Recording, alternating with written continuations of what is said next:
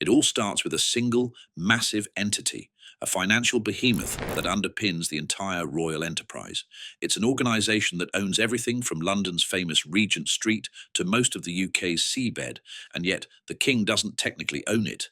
This is the story of the Crown Estate, and it's the key to understanding how the monarchy is funded today. The British royal family is sitting on a staggering fortune. As of 2025, experts estimate their combined net worth to be around £21.3 billion. It's a number so big it feels abstract, conjuring images of palaces, crown jewels, and a life of pure luxury. But here's the twist that most people don't realise. The king can't just sell Buckingham Palace and pocket the cash. He doesn't actually own it. In fact, a huge chunk of this colossal wealth doesn't belong to the royal family in the way you or I own our homes. It's all tied up in a complex, centuries-old financial web that separates the institution of the monarchy from the personal wealth of the Windsors. So what's the difference between the king's private bank account and the assets of the firm, as it's sometimes called? How does a family of public servants get so incredibly rich? The answer is a maze of ancient estates, vast property portfolios, and a very controversial funding deal with the government. We're going to untangle that web, follow the money, and explain exactly where that £21.3 billion figure comes from. And the truth is, probably not what you think. The biggest piece of the royal family's fortune isn't a private treasure chest, but a massive commercial property empire known as the Crown Estate. Valued at about £15.6 billion as of mid-2025, it's the bedrock of the monarchy's finances. But here's the most important fact. The Crown Estate is not the king's private property.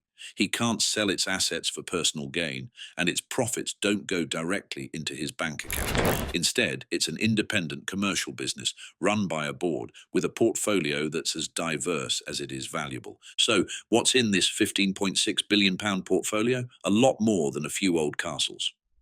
The Crown Estate owns a shocking amount of prime real estate in central London, including iconic shopping destinations like Regent Street and about half of the St James's area. It also owns retail parks and shopping centres all across the United Kingdom, all managed to turn a maximum profit.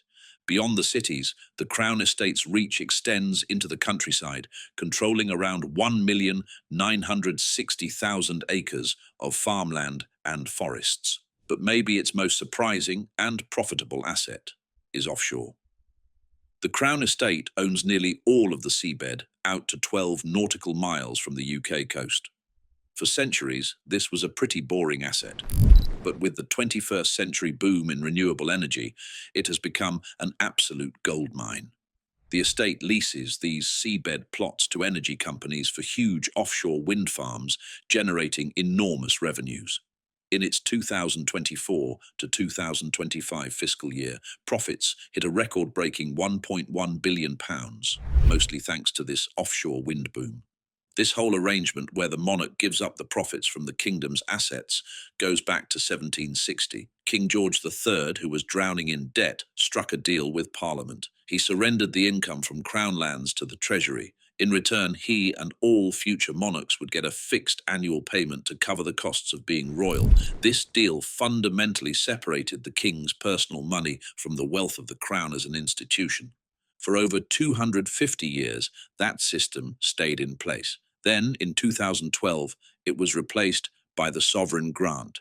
This is the system we have today, and it's directly tied to how well the Crown Estate does. All of the Crown Estate's net profit, that £1.1 billion, is paid to the UK Treasury.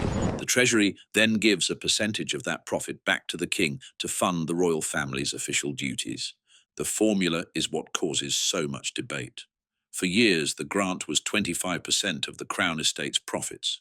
A big slice of that was for a decade-long, £369 million renovation of Buckingham Palace, set to be finished in 2027. But with the massive spike in profits from wind farms, the government had a problem. The sovereign grant was about to explode. In response, King Charles said the extra money should benefit the public. So, in 2023, the Treasury announced the percentage would be slashed from 25% down to just 12% starting in 2024.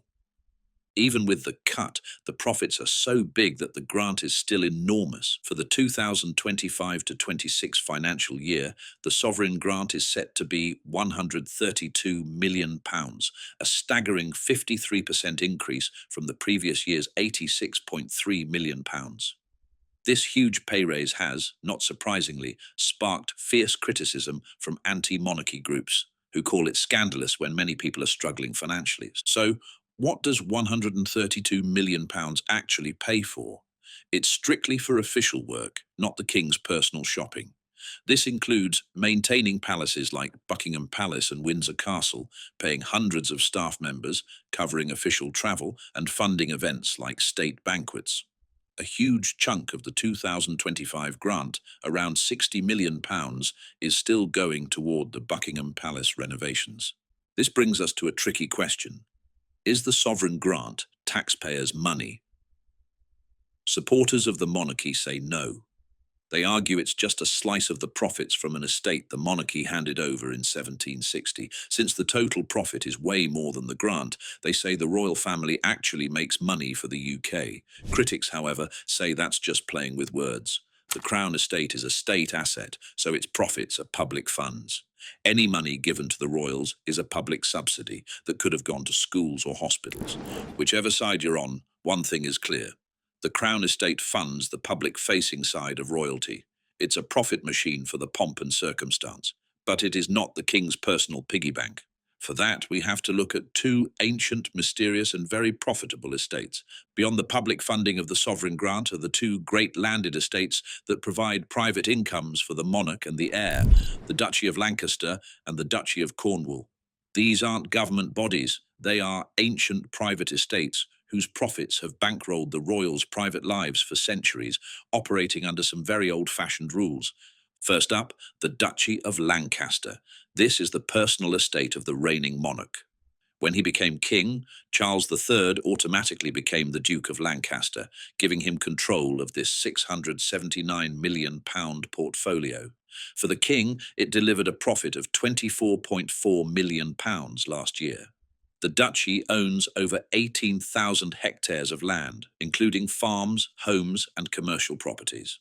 One of its most valuable holdings is the Savoy Estate in central London. Crucially, the king gets the income from the duchy, but he can't sell the assets. The estate is held in trust for future monarchs to make sure this private income stream never runs dry. This money is paid into the privy purse and covers expenses that the sovereign grant doesn't. Now for its bigger, more famous counterpart, the Duchy of Cornwall. Its purpose is to provide an income for the heir to the throne. When Charles became king, the title Duke of Cornwall, and the £1 billion estate that comes with it, was automatically passed to his son, Prince William. Established in 1337, the Duchy of Cornwall is valued at over £1 billion and generated a private income for Prince William of around £23 million last year. It's a massive landholding with over 52,000 hectares of farmland, commercial properties, forests, rivers, and even the Oval Cricket Ground in London. As the new Duke of Cornwall, Prince William is effectively the chairman of the board, tasked with overseeing this massive portfolio, just as his father did for over 50 years. He uses the income to support his own public work, his private life, and the activities of his family. And this is where things get really controversial. Taxes, because they are considered crown bodies. The duchies of Lancaster and Cornwall are not subject to tax. They don't pay corporation tax on their profits, which gives them a huge advantage. On top of that, the king and prince aren't legally required to pay income tax on the millions they get from these estates each year. However, since 1993, both the monarch and the heir have voluntarily agreed to pay income tax on this income after deducting official expenses. This was a major concession after public pressure, but critics point out that the estates themselves still don't pay capital gains tax or corporation tax, a loophole that saves the family millions. The duchies are the powerful middle ground in royal finances. They aren't public funds, but they aren't exactly private wealth either. They are self-sustaining money machines designed to ensure the monarch and their heir always have a private income, safe from government meddling, and that income is what allows them to build up their own personal fortunes. This is where the line between the institution and the individual gets really clear. While the Crown Estate and the Duchies are tied to official roles, the personal wealth of the royals is what they truly own.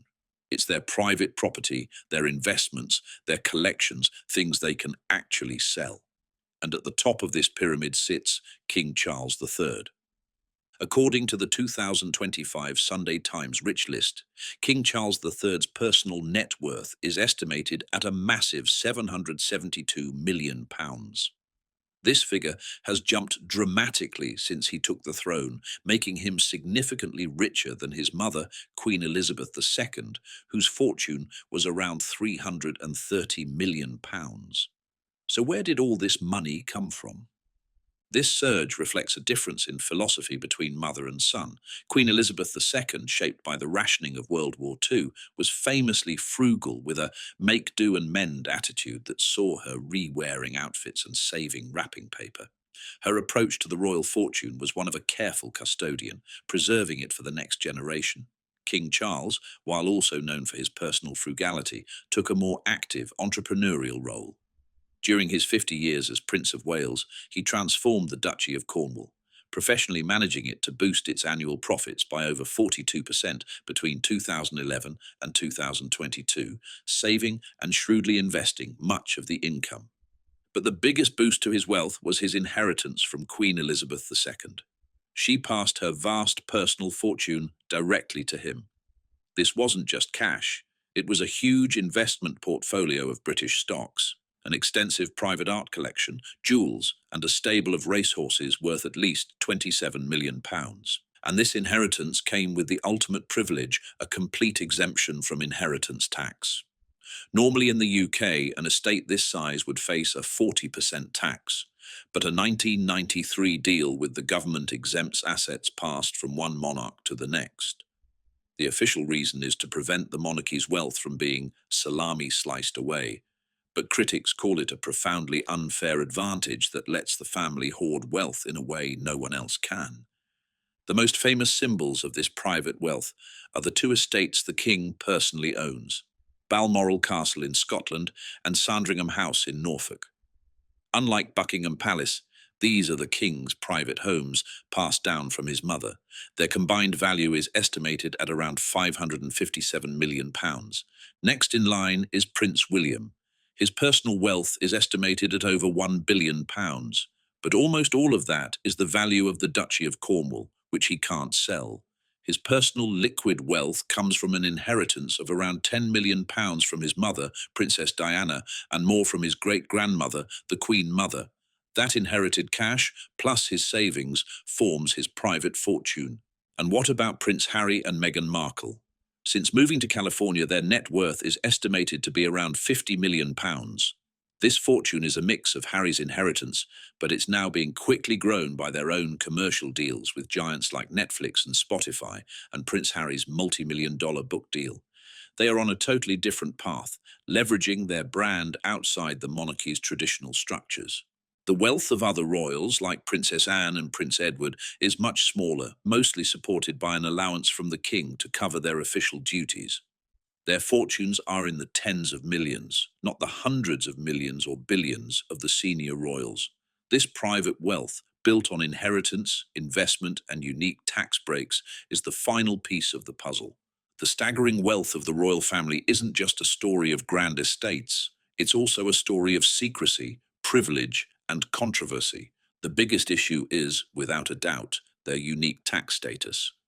That rule allowing King Charles to inherit his mother's fortune completely tax-free is the most powerful engine of their wealth accumulation. Critics argue it creates a hereditary superclass that plays by a different set of rules from everyone else in Britain. On top of that, while the King and Prince William voluntarily pay income tax, the duchies themselves don't pay corporation tax. The details of how much is written off as official expenses before tax are not transparent, leading many to feel it's more of a PR move than a real financial commitment. Royal finances are often described as being shrouded in fog, and for good reason. The wills of senior royals are sealed and kept private, a privilege that applies to no one else in the country. This secrecy was shattered by the 2017 Paradise Papers leak. It revealed that the Duchy of Lancaster, the king's private estate, had invested millions in offshore funds in the Cayman Islands. While not illegal, it was deeply embarrassing. It showed the Queen's private estate using the same kind of secretive offshore tax havens that the super-rich used to avoid paying taxes. The leak also showed investments in a company accused of exploiting low-income families, fueling accusations of hypocrisy. Then there are the almost feudal sources of income, like a right known as bona vacantia, or vacant goods. In most of the UK, if someone dies with no will or known relatives, their assets go to the state. But in the historic areas of Lancashire and Cornwall, those assets go to the duchies. This means the King and Prince William's private estates can be enriched by the assets of ordinary people. While the duchies say much of this is given to charity, the principle strikes many as an archaic relic. Of course, the debate also rages over the cost versus the benefit of the whole institution. Supporters argue the royal family is a huge economic asset that drives tourism and boosts the UK's global brand. Some analysts have estimated the monarchy contributes billions to the British economy annually, far more than its costs. Royal weddings and jubilees are priceless free advertising for brand Britain. Opponents argue those figures are fuzzy. Would tourists really stop visiting castles if there wasn't a family living in them? Groups like Republic argue the true cost of the monarchy is deliberately hidden and likely costs taxpayers over £500 million a year when security and other expenses are factored in. In a time of economic hardship, the optics of a publicly funded family enjoying immense private wealth and tax breaks become harder and harder to defend. So, after navigating this financial maze, what's the real story of the British royal family's £21.3 billion fortune? We've seen it's not a single pile of cash, but a mosaic built on three pillars. First, the Crown Estate, the £15.6 billion public empire that funds the monarchy's official life. Second, the two ancient duchies, the private income-generating estates for the monarch and heir.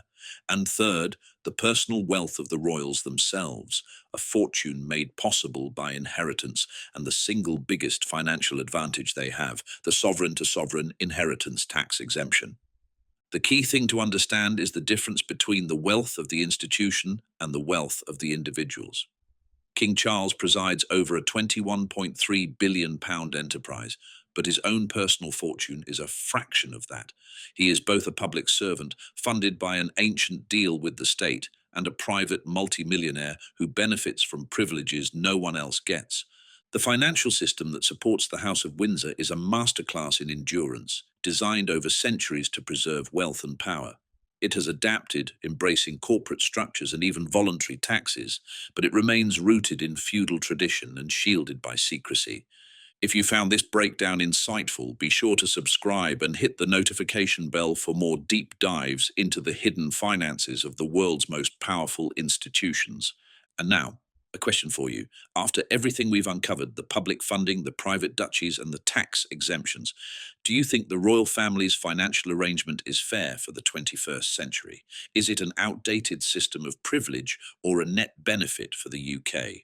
Let us know your thoughts in the comments below.